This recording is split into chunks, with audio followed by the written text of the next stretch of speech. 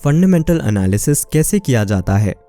Financial term में fundamental analysis एक ऐसी प्रक्रिया है जिसमें हम कंपनी के बिजनेस मॉडल, भविष्य में विकास की संभावनाओं और साथ ही फाइनेंशियल स्थिति का आइडिया लगाने के लिए गहराई से शोध करते हैं। इसे 2 भागों में वर्गीकृत किया गया है, क्वालिटेटिव एनालिसिस, क्वांटिटेटिव एनालिसिस। हम क्वालिटेटिव एनालिसिस से शुरू करते हैं, जिसमें एक मैनेजमेंट, प्रोडक्ट और बिजनेस मॉडल के आधार पर कंपनी की क्वालिटी की डिटेल्स प्राप्त करते हैं। तो हम सेक्टर का अध्ययन करते हुए शुरू करते हैं, जो हमें इस बात का पता लगाने में सहायता करता है कि वह पर्टिकुलर सेक्टर कैसा प्रदर्शन कर रहा है। यह एक पर्टिकुलर सेक्टर में एक कंपनी के बिजनेस मॉडल को रिलेट करने में सहायता करता है। फिर हम कंपनी के बिजनेस मॉडल का अध्ययन करते हैं, जो हमें यह दिखाता है कि बिजनेस कैसे काम करता है, क्या यह क्रेडिट पर काम करता है या कैश पर काम करता है। उदाहरण के लिए रेस्टोरेंट बिजनेस कैश पर काम करता है और रियल एस्टेट बिजनेस क्रेडिट पर काम करता है।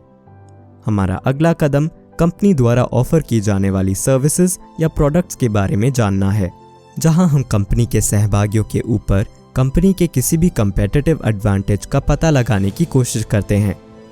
कॉम्पिटिटिव एडवांटेज होने से कंपनी को लंबे समय तक सर्वाइव करने में सहायता मिलती है और मूल्य निर्धारण शक्ति के संबंध में अपने सहभागियों पर नियंत्रण होता है।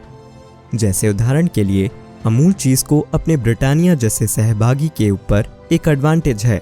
किसी कंपनी को इवैल्यूएट करते समय मैनेजमेंट के बारे में उचित जानकारी होनी भी आवश्यक है, क्योंकि यह वही डायनामिक और कुशल मैनेजमेंट है जो किसी कंपनी के विकास को बढ़ाता है। क्या यह अपने प्रॉमिस और स्टेटमेंट को पूरे करते हैं या नहीं, इस बात का अंदाज़ा लगाने के लिए हमें पिछले कुछ वर्षों की मैनेजमेंट कमेंट्री को फॉलो करने की ज़रूरत है। उदाहरण के लिए बजाज ऑटो मैनेजमेंट ने एक इंटरव्यू में कहा था कि वे प्राइस घटाकर मार्केट शेयर को बढ़ाएंगे, जो इसे इसके प्रॉफिट में वृद्धि करने में सहायता करेगा, जब किसी और ने इसके बारे में नहीं सोचा और यह विचार कंपनी के काम आ गया। हम इसके बाद क्वांटिटेटिव एनालिसिस के साथ शुरुआत करते हैं, जहां हम कंपनी के फाइनेंशियल की जांच करते हैं, ठीक वैसे ही जैसे हम उस क्षेत्र में चल रहे सही प्राइस का एनालिसिस करके किसी फ्लैट के प्राइस की जांच करते हैं। हम प्रॉफिट और लॉस अकाउंट की जांच करने से शुरू करते हैं, जो हमें फर्म की प्रॉफिटेबिलिटी दिखाता है। हमारी नज़र उन रेवेन्यू और एक्सपेंसेस पर है जिनका वहाँ कंपनी कर रही है। P&L स्टेटमेंट से हमें उस प्रॉफिट का अंदाज़ा हो जाता है जो यह इसके सभी ऑपरेटिंग और नॉन ऑपरेटिंग एक्सपेंस के भुगतान के बाद उत्पन्न करता है। बैलेंस शीट हमें दिखाती है कि कंपनी कैसे अपने इक्विटी कैपिटल, डेट और अपने एसेट का उपयोग बिजनेस के लिए प्रॉफिट उत्पन्न करने के लिए कर रही है। एसेट साइड पर उन विभिन्न एसेट्स को दिखाता है जो कंपनी के पास हैं और कंपनी इसका उपयोग रेवेन्यू उत्पन्न करने के लिए करती है, और लायबिलिटी साइड कंपनी के अपने लेंडर के प्रति विभिन्न आभारों के साथ साथ कंपनी के विभिन्न स्रोतों को दिखाता है। इसके बाद कैश फ्लो स्टेटमेंट हमें यह ओवरव्यू देता है कि कंपनी कैश में परिपूर्ण है या नहीं। ऑपरेशन में आने वाला कैश वह दर्शाता है कि बिजनेस अपने मुख्य बिजनेस ऑपरेशन से कैश उत्पन्न करने में सक्षम है या नहीं। निवेश गतिविधियों से आने वाला कैश हमें वह कैश दिखाता है जो निवेश के लिए उपयोग हुआ है या निवेश से उत्पन्न होता है। फाइनेंसिंग गतिविधियों से आने वाला कैश इसके विभिन्न फाइनेंशियल ट्रांजैक्शन जैसे डिविडेंड का भुगतान, लोन पर भुगतान किया गया ब्याज इत्यादि के इनफ्लो या आउटफ्लो को दर्शाता है।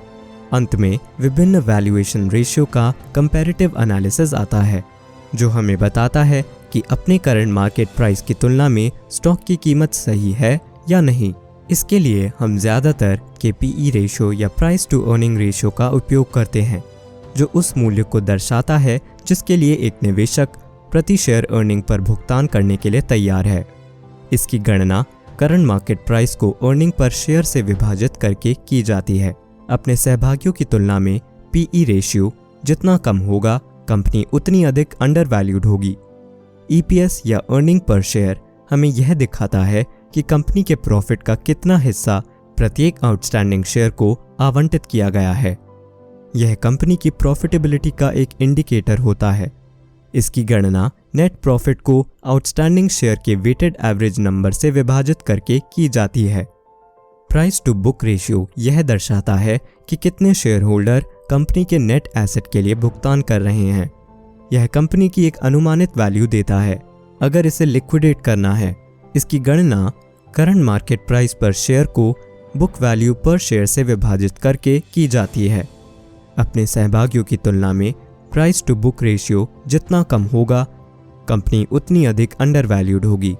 टू कैश फ्लो रेशियो का उपयोग निवेशकों द्वारा कंपनी के शेयरों में निवेश के आकर्षण को इवैल्यूएट करने के लिए किया जाता है।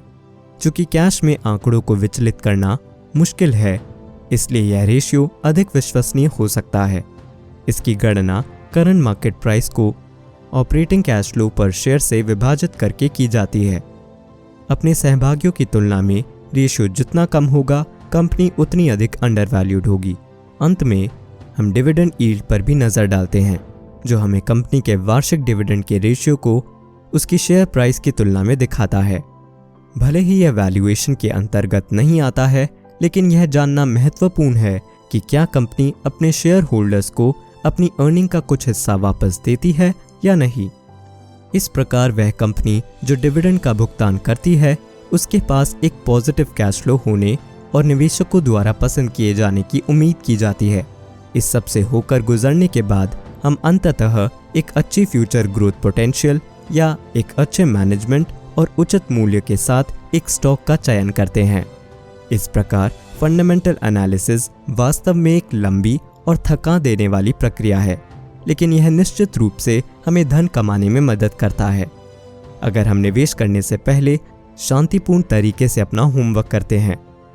इस प्रकार इन सभी प्रक्रियाओं को शांतिपूर्ण तरीके से पालन करना चाहिए और ठीक से समझा जाना चाहिए अगर हम हमारे लिए एक लंबी टाइम फ्रेम पर धन का सृजन कर रहे हैं। क्योंकि याद रखें, रोम एक दिन में नहीं बना था, इसलिए सही निवेश करें और जमकर बैठें। वीडियो देखने के लिए धन्यवाद।